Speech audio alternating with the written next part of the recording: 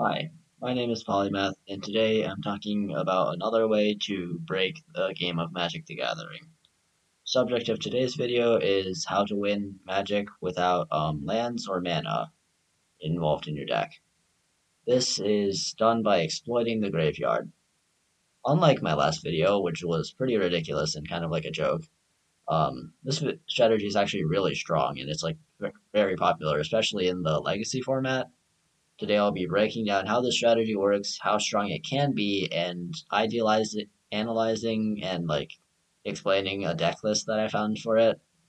And at the end of the video, I'll show you an example of the most powerful version of it, which is a deck that can win a game in turn 2.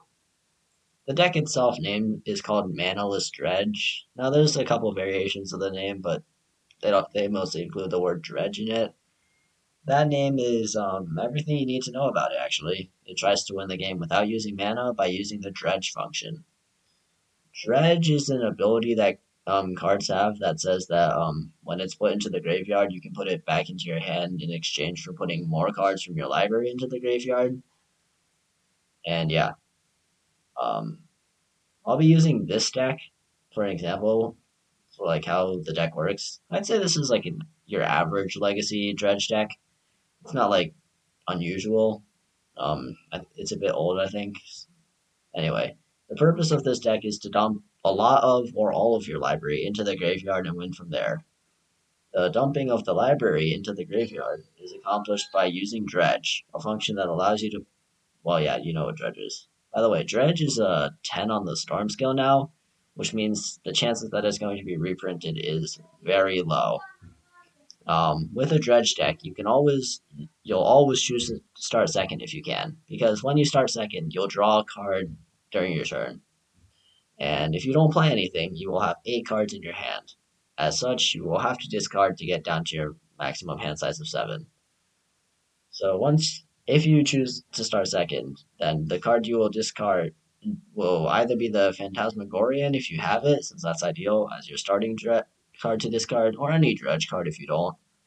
Phantasmagorian, you get to discard 3 cards to get it back, and like you get to choose those 3 cards, so it's a bit more like choicey than normal dredge cards. But if you don't get it, it's okay.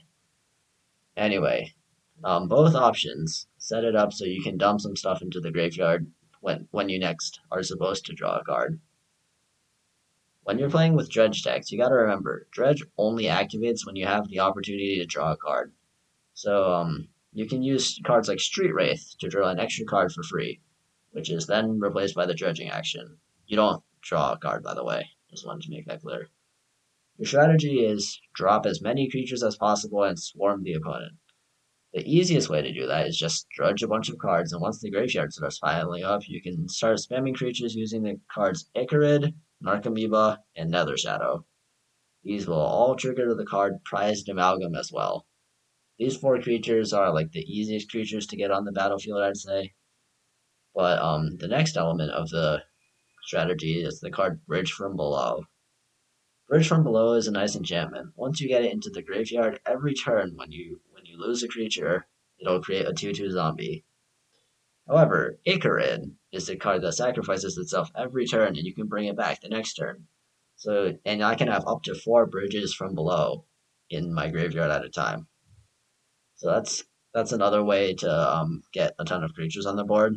And remember, you should be like attacking every turn that you can. While all this is going on, every turn when I'm supposed to draw a card, I'm just dredging more cards from my library into my graveyard to continue this madness. Cabal Therapy is used to abuse the bridge from below even more by sacrificing a creature, for example, a 2/2 zombie perhaps, or an Icarid, or something like that. If all this somehow doesn't kill your opponent, you'll eventually dredge up the cards. By dredge, I mean like put them into the graveyard. Dread Return and Balustrade Spy into your graveyard. And I'd say this is like the end game kind of, as much as you can get an end game with this deck. Dread Return is a card that you basically get a card back onto from the graveyard into the library. I mean, into the battlefield for free by sacrificing it. you can get Balustrade Spy on the battlefield. Now the thing about Spy is, Balustrade Spy is unique. Is their ability is you mill your library until you hit a land. So you target yourself, and since this deck doesn't run lands, you literally just turn whatever's left of your library into the graveyard. This is the definitely like the end game because it gets all your Narcomoebas and Nether Shadows on the board. It guarantees all 4 bridges are in the graveyard, and like that's the maximum amount of creatures you can put onto the battlefield. So like those are 2 win conditions. One, you could just win by swarming them with Bridge from Below and those other creatures, and 2, you could Balustrade Spy to get even more creatures. The third way to win is you can use Dread Return a Flare of the Hatebound instead of a Balustrade Spy to win. Since it damages your time every time you play something with the graveyard, which happens to be where you play all your cards. And in more modern decks, like the newer decks, you can sometimes get see Lotleth Giant replace the 1 Flare of the Hatebound, and it works pretty similarly. Don't worry about milling yourself when you use the Balustrade Spy bit, and this is going to be really nitpicky, but when you have no cards in your library, you lose the game, and you try to draw a card. The difference is, in this deck, you shouldn't have to like draw cards, since instead of drawing a card, you just dredge a creature, and then you put cards from your imaginary library into your graveyard. There's a 4th way to win, actually. You can just drop a Hogak or 2. Hogak or Risen Necropolis. It's not really like a win condition, but it's definitely different from a Narcomoeba or a Nether Shadow, so I just put it in the win condition category, I'd say. Knowing this strategy, we can split up this deck list to analyze it. Here we go. Here are the cards that put other cards in the graveyard from your library.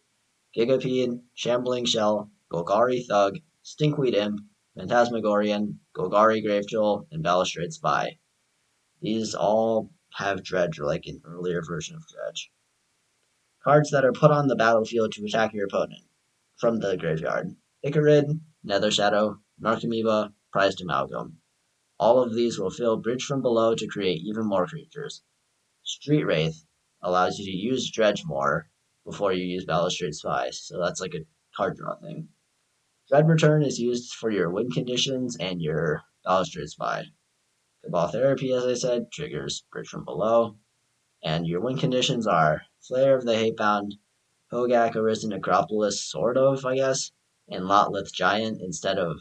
It's not in this deck, I'd say, but it's used in like some Dredge decks instead of Flare of the Hatebound. Basically, you have either one or the other. You don't usually see both.